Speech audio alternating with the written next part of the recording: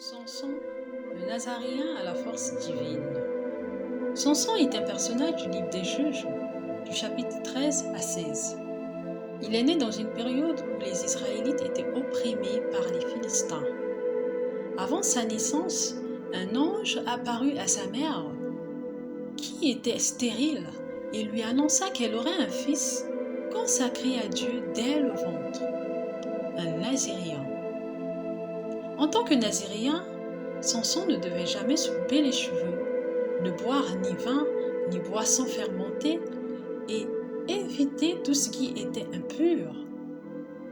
En contrepartie, Dieu lui accorda une force physique exceptionnelle pour délivrer Israël. Samson fut un juge en Israël pendant 20 ans. Il mena plusieurs attaques contre les Philistins. En effet, il tua un lion à main nue. Il tua 1000 Philistins avec une mâchoire d'âne. Il attacha même des torches à des renards pour brûler les récoltes philistines. Et il porta les lourdes portes d'une ville sur ses épaules et les emporta au sommet d'une colline.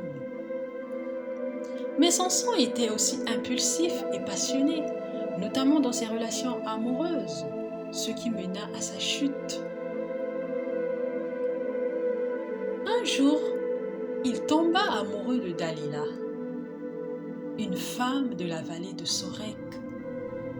Les Philistins la soudoyèrent pour découvrir le secret de sa force.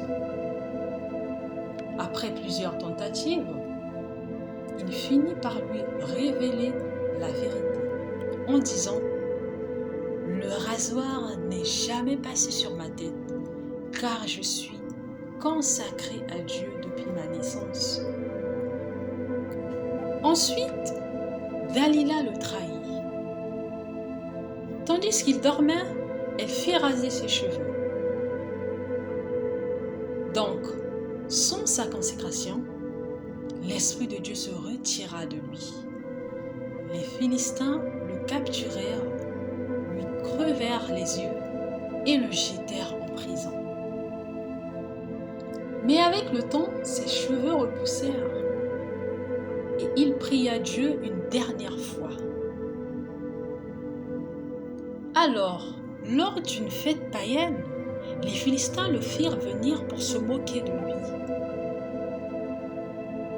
Samson, les mains posées sur les colonnes du temple, supplia Dieu en disant « Seigneur Dieu, souviens-toi de moi, fortifie-moi encore cette fois. »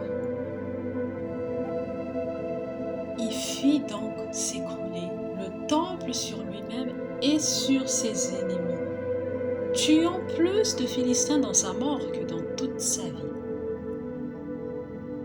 L'histoire de Samson est une tragédie. Elle montre la puissance de Dieu donnée à un homme, mais aussi la faiblesse humaine face aux passions, à l'orgueil et à la désobéissance.